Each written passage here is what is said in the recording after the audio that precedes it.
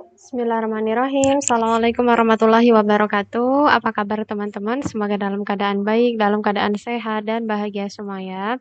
Alhamdulillah pada kesempatan kali ini kita kembali lagi ya. Kita akan belajar kesebangunan dan kekongruenan. Kali ini kita akan membahas tentang kesebangunan segitiga ya.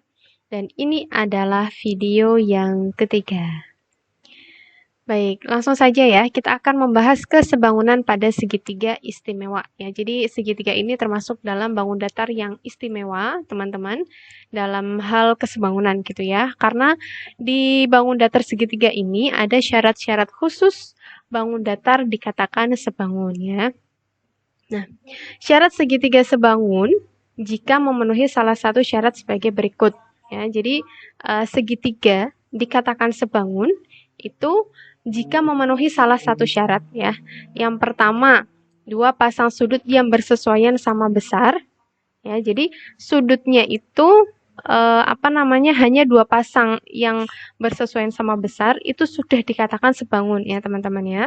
Kemudian yang kedua, perbandingan sisi yang bersesuaian sama ya, atau sisi yang bersesuaian memiliki perbandingan yang sama atau sebanding ya, itu sama saja artinya. Oke, langsung kita lihat ya gambar. Ini ada sebuah segitiga A, B, C ya. Masing-masing sudah ada tanda sudut ya. Kemudian ini ada segitiga PQR ya. Yang satu ini ABC ini lebih kecil, PQR ini lebih besar gitu ya, teman-teman.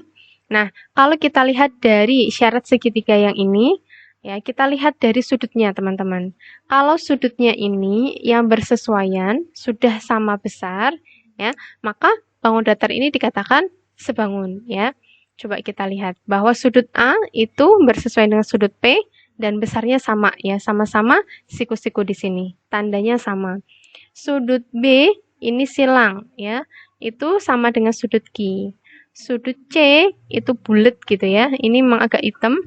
Ini harusnya juga hitam juga ya, tapi kita bisa lihat ya bahwa kalau ada dua pasang yang sama ini ya, yang A dan B ini juga sama dengan P dan Q gitu ya, maka otomatis ya yang sudut R ini juga sama dengan sudut C gitu, karena sisa dari sudutnya gitu ya, sehingga pasti sama. Oke, nah maka kemudian seperti ini ya, memenuhi gitu ya, sehingga bangun datar ini sebenarnya sudah dikatakan sebangun ya, karena sudutnya saja sudah sama besar gitu ya. Tapi kemudian perlu kita buktikan lebih jauh lagi ya, misalnya dari sisinya nih bagaimana gitu ya. Jadi di sini misalnya ada A, kemudian ini B dan ini C gitu ya. Maka kemudian karena sebangun ya berarti ini 2A-nya, ini 2B-nya, dan ini 2C-nya. Sehingga kalau kita cek ya, perbandingannya seperti ini ya. AB per PQ, ya, C per 2C sama dengan setengah. BC per QR, BC-nya A, QR-nya 2A gitu ya, sehingga setengah. Kemudian AC per PR, B per 2B sama dengan setengah. Sehingga perbandingan sisinya sama gitu ya. Maka kemudian segitiga ABC dikatakan sebangun dengan segitiga PQR ya. Tapi kembali lagi ya teman-teman, bahwa segitiga itu hanya memenuhi salah satu syarat saja, itu sudah cukup untuk dikatakan sebagai sebangun ya.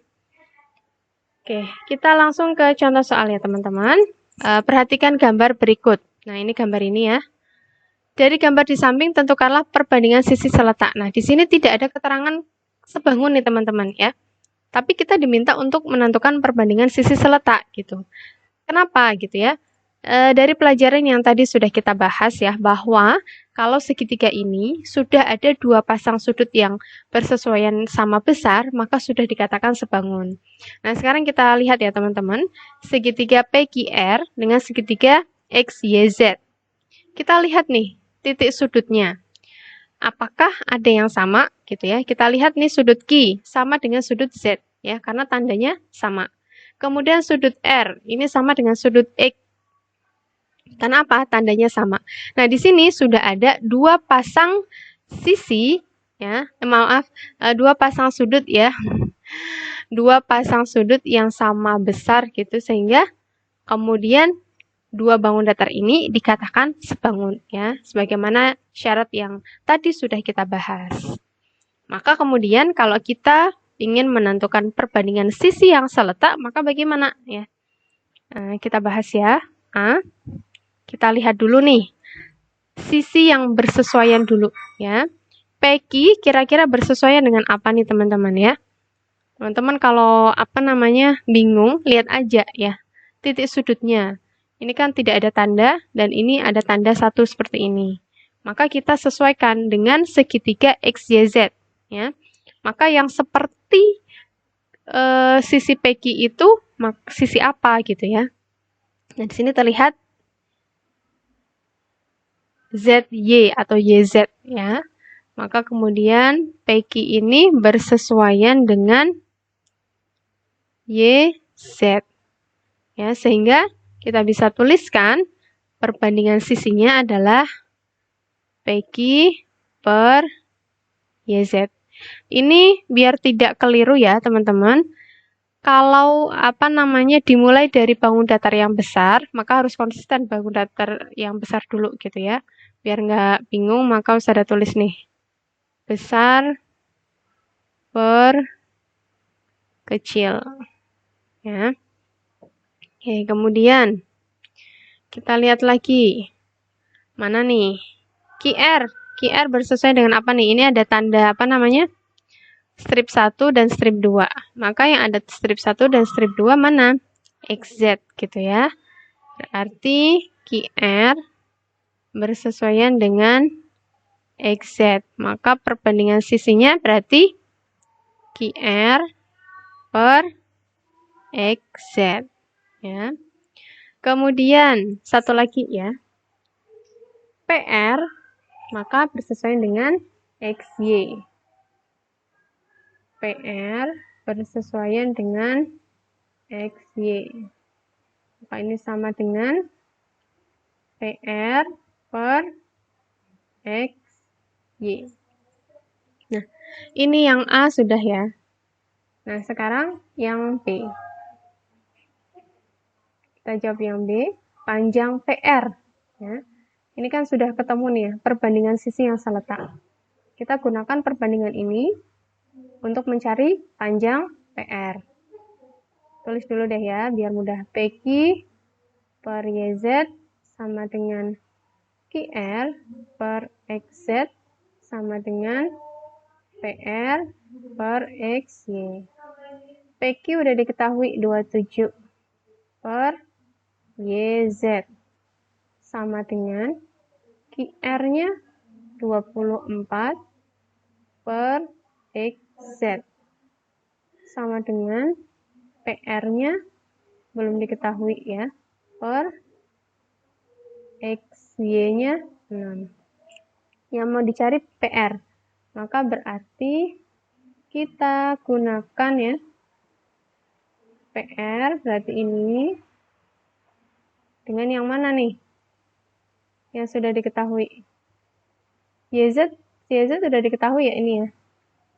Karena YZ sudah diketahui berarti langsung diisi aja harusnya nih ya. YZ-nya dengan 9.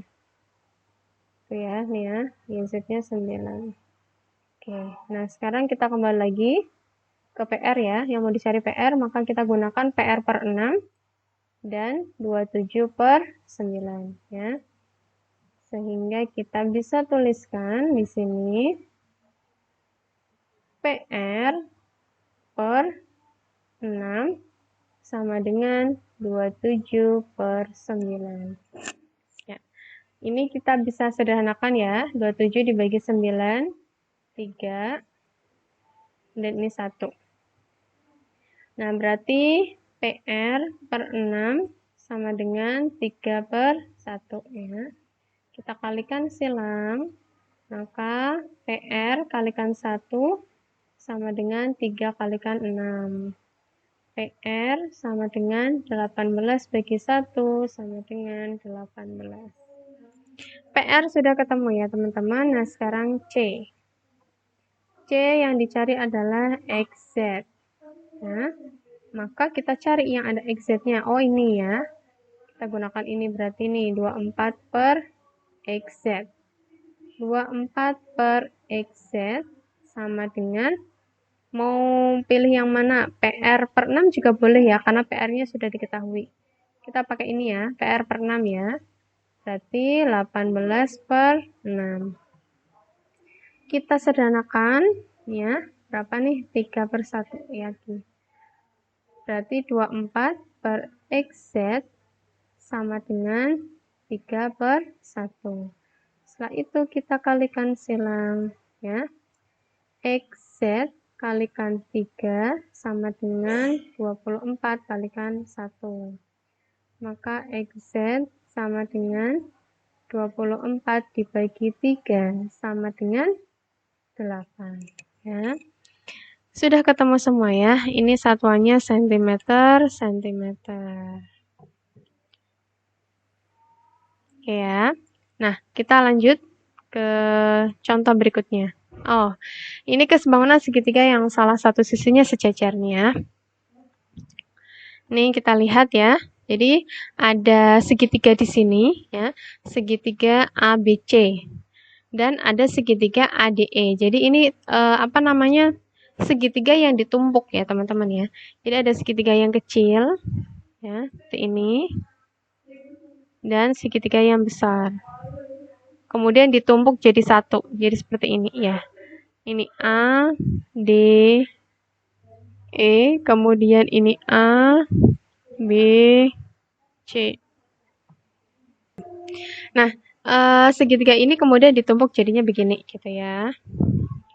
Ini ada sisi yang kemudian sejajar. Nah, yang mana sejajar? Nih ada tanda sejajarnya begini ya.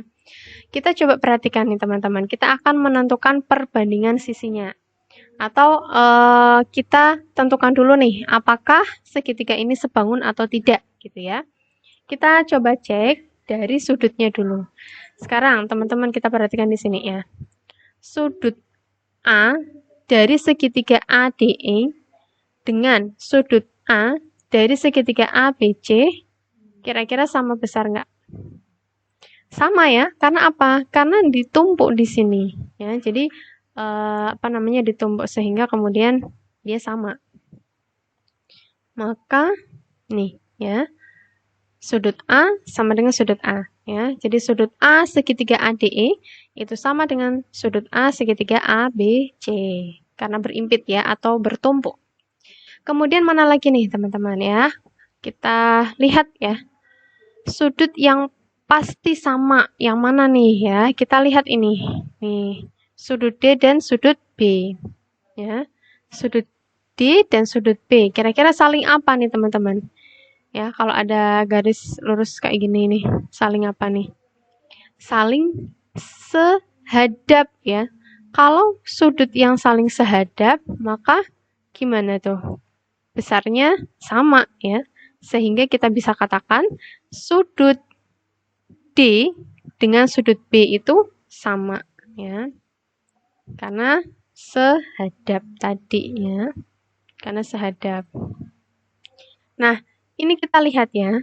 Sudah ada dua sudut yang sama besar, maka dikatakan bahwa segitiga ADE dan ABC itu sebangun ya. Segitiga ADE itu sebangun dengan segitiga ABC karena kita lihat dari sudutnya ya, ini sama besar tuh ya.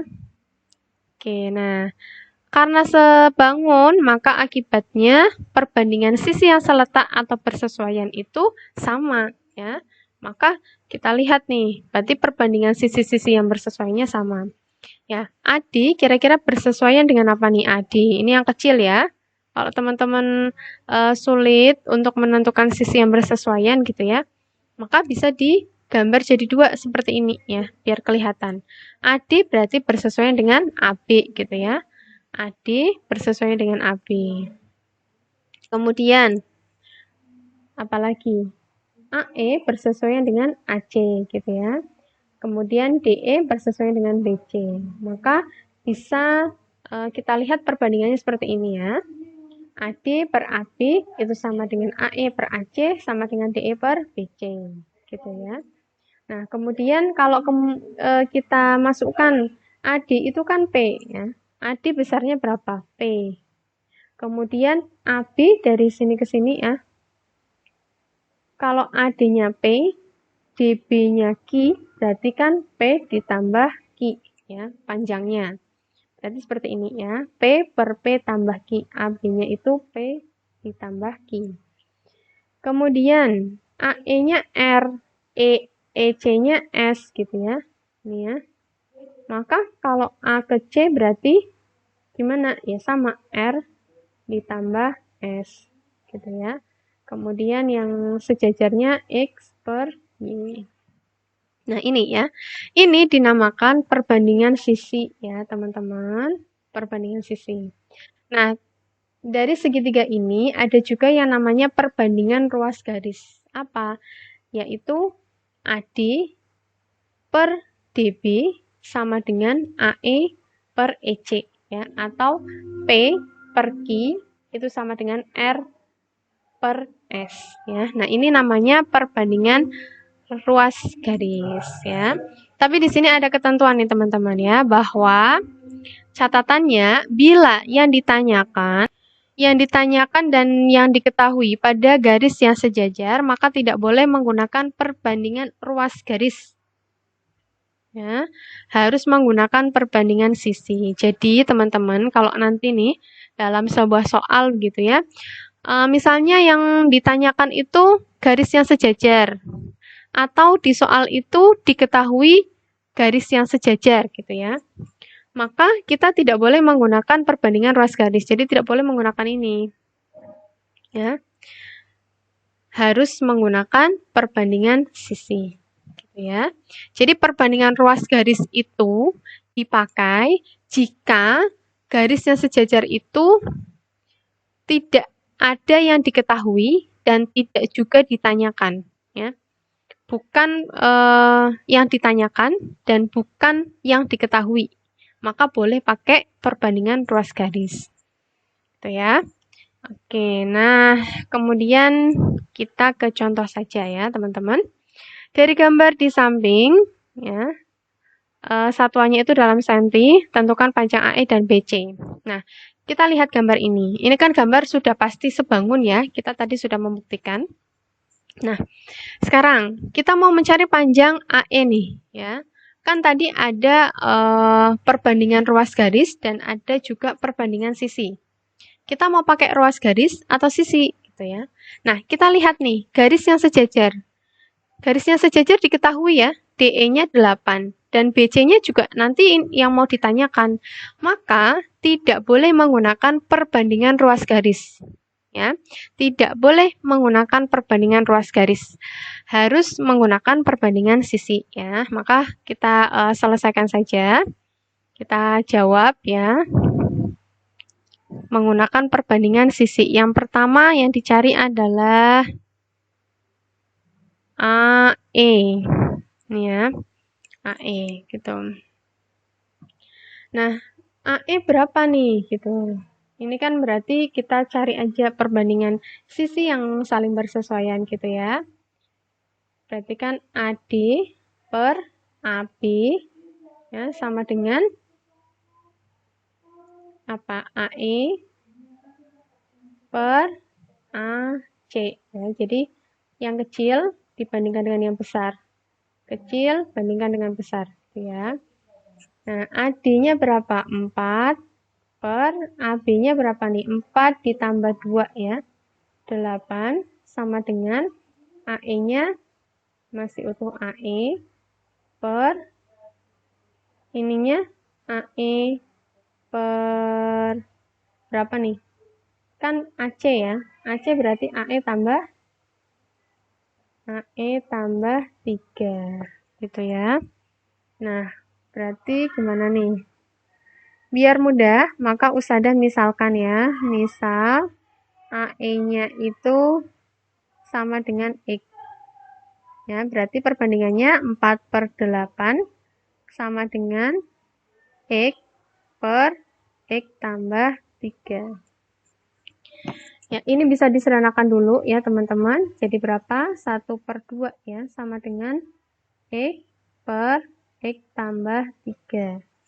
Setelah itu, seperti biasa ya, kalikan silang. Nah, kalikan silang seperti ini. Ya.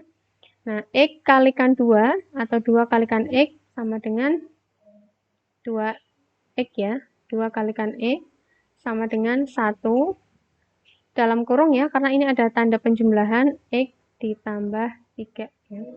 1 kalikan dalam kurung X tambah 3. Nah, 1 kalikan X tambah 3 kan masih utuh ya, berarti ini 2X sama dengan X tambah 3. Ya, kita taruh sini, 2X sama dengan X tambah 3.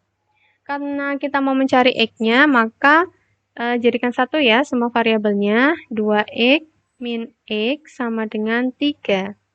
Ya, karena ini positif ya, pindah ke ruas kiri jadi min. Maka 2X dikurangi X adalah X ya, sama dengan 3. Jadi, X-nya itu sama dengan 3. Atau panjang AE-nya berarti sama dengan 3 cm ya. Karena AE-nya sama dengan X, maka ketemu di sini. Nah, kemudian yang B, yang mau dicari adalah BC. Yang mau dicari adalah BC. Maka kalau kita sama dengankan dengan Y ya, biar mudah. Maka berapa nih BC-nya? Nah, kita pakai perbandingan yang tadi ya. Berarti boleh seperti ini ya. AD per AB sama dengan DE per BC. Ya. AD-nya berapa tadi? 4 per 8 ya, sama dengan DE-nya 8 per BC-nya Y. Ya, di sini BC-nya diganti dengan Y. Kita sederhanakan, ini 1, 2, jadinya setengah sama dengan 8 per Y. Kalikan silang ya, Y kalikan 1 sama dengan 2 kalikan 8. Maka Y sama dengan 16 cm. Sudah ya, ketemu ya teman-teman ya. Jadi seperti ini ya cara mencarinya. Mudah insya Allah ya. Oke, satu lagi. Nah, ini kesebangunan segitiga siku-siku ya. Pada segitiga siku-siku, jika dari sudut siku-sikunya ditarik garis tegak lurus pada sisi hipotenusanya, maka berlaku seperti ini ya, teman-teman. Oke, kita lanjutkan ya. Ada satu materi lagi, yaitu kesebangunan segitiga siku-siku ya. Pada segitiga siku-siku, jika dari sudut siku-sikunya ditarik garis tegak lurus pada sisi hipotenusanya, maka berlaku seperti ini ya. Nah, ini ada segitiga siku-siku ya. Yang namanya segitiga siku-siku itu ketika ada garis tegak lurus ya pada sisi hipotenusa atau sisi miringnya nih di sini seperti ini. Ini. Maka kemudian berlaku rumus-rumus sebagai berikut ya. Jadi ini ada rumus-rumusnya. Ini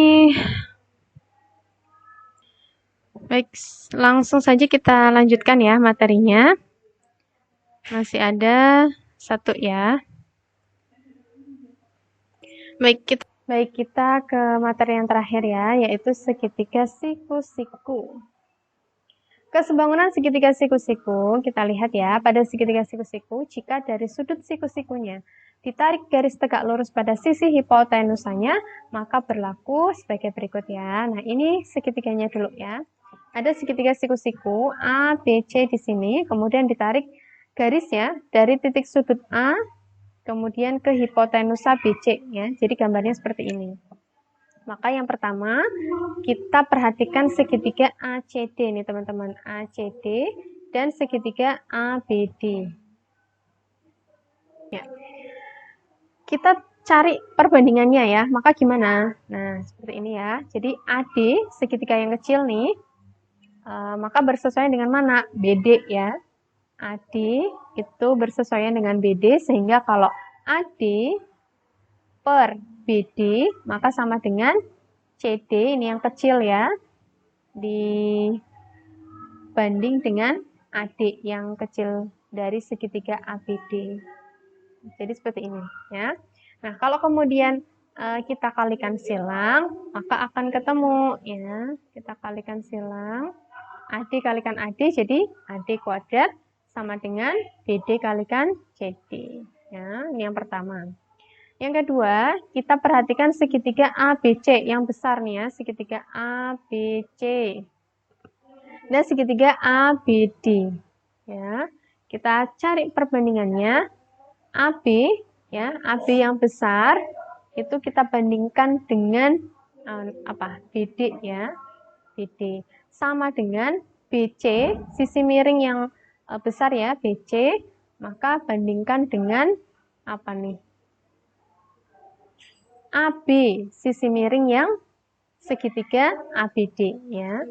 Maka jadinya seperti ini. Kalau kita kalikan silang ya, maka AB kalikan AB sama dengan BD kalikan BC ya. AB kalikan AB jadinya AB kuadrat.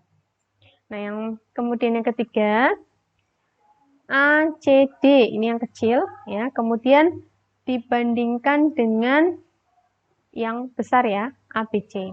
Nah, AC ini sisi miring dari segitiga kecil, maka dibandingkan dengan BC ya, sisi miring dari segitiga yang besar. Sama dengan CD, ini yang kecil ini ya, dibandingkan dengan AC yang kecil ini ya, yang kecil dari segitiga ABC. Maka sama kalau kita kalikan silang, maka kita akan ketemu ya, AC kalikan AC jadinya AC kuadrat, BC kalikan CD ya, jadinya seperti ini.